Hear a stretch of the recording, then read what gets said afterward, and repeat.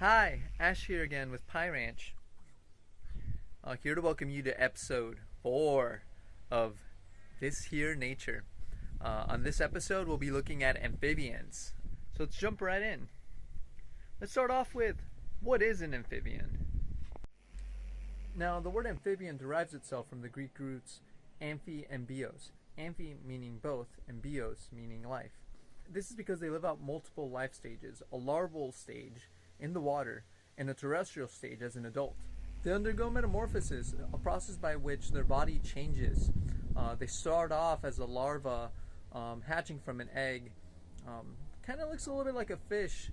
They swim around, they eat, and as they eat, they grow. They begin to expand their body, begin to grow out their limbs a little bit, and begin to acquire more of their adult morphology as they get older. Once they're mature enough, they'll come out of the water, and most of them either find a mate, reproduce close to a water source because it's essential. Amphibians need water in order to survive. They can exchange oxygen through the skin in addition to having lungs. And in their larval stage, they actually have gills. Amphibians have been around since the Devonian, over 370 million years ago. They most likely evolved from lobe-finned fish, with their lungs originating from swim bladders used for buoyancy. Living in shallow water such as rivers and swamps, they likely modified their lobed fins into limbs to crawl their way onto land. Some modern species include the toad, or pukukmin, in the Mutsun tongue of some coastal California tribes. This includes the California toad, frog or wakat in Mutsun, such as the California red-legged frog, salamanders or walili in Mutsun, such as the California tiger salamander, and newts, such as the famous California newt. Hi, got someone special here with me. This here, sure if you can see it, is a tree frog. And he was hanging out in the boxes. You can see he's got his little gullet just moving up and down. He's clinging onto my finger. They have little cling pads that allow them to climb like pretty much almost every surface, kind of like a gecko. They stick to surfaces through wet adhesion on a molecular level by secreting mucus from their toe pads. Oh, he's moving. Yeah. Amphibians are very special. They breathe through their skin, and they can interchange oxygen directly with their surrounding environment Through a process called cutaneous respiration. That's why they're a very good indicator of the health of an ecosystem, specifically the health of a water system. As if there's too many pollutants in the water, the amphibian/frog population isn't going to do too well. He's moving around a little bit, getting a little impatient, probably wants to bounce off. So we're going to let him go. Yeah, but it's a beautiful, beautiful frog. It's typically not okay to handle amphibians because the oils in your hand can clog up the pores of their skin that help them breathe. So the only reason I'm holding this one is because I was trying to get him out of a place where he was going to get hurt.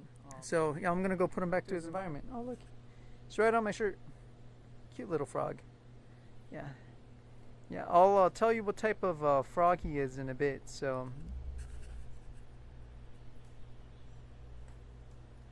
alright, little dude, you gotta go.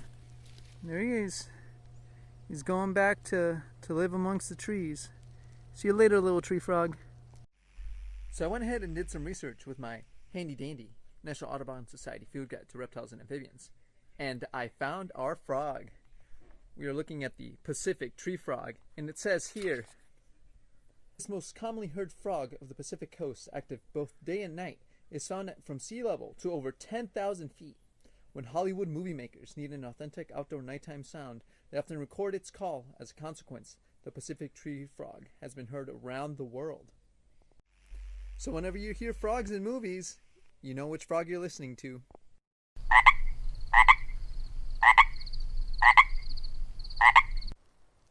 This here is the famous California newt, and it's one of the most poisonous species of amphibians in North America. Right now he's staying very still. He's kind of playing the whole, if I don't move, they won't see me thing. You can tell them apart from other lookalikes that they have kind of like a roughened skin texture. And they can vary in coloration. Oh, look, he's moving a little bit. When they feel threatened, they'll turn belly up and show their bright orange underside to warn predators that they shouldn't eat it, that it's poisonous. Just prehistoric looking. You look, you can see the blood vessels in its tail. I'm sure of yeah, there it is. You can see a couple of red blood vessels in its tail. Very powerful swimmers, and they spend most of their life in the water. They breed in the water through a mating ritual where the male grapples the female and swims around to show her his strength. If she thinks he's strong enough, she'll let him fertilize her eggs, which are coated in a toxic gel membrane to protect them. After 14 to 21 days, 3 weeks later, the eggs hatch and the larvae begin to grow. They undergo metamorphosis, turn into adults, and the whole cycle begins all over again. This little dude seems to be in transition. See you later. The state of California has over 70 species of amphibians, many of which were not mentioned in this video, but most are experiencing habitat loss due to human activities. If you like amphibians, an easy way to help them is by eating organic, as pesticides from conventionally farmed produce can get into water and contaminate amphibian ecosystems. That concludes this episode. We'll be taking a break from animals, and in the next episode, we'll be looking at restorative organic practices. See you next time.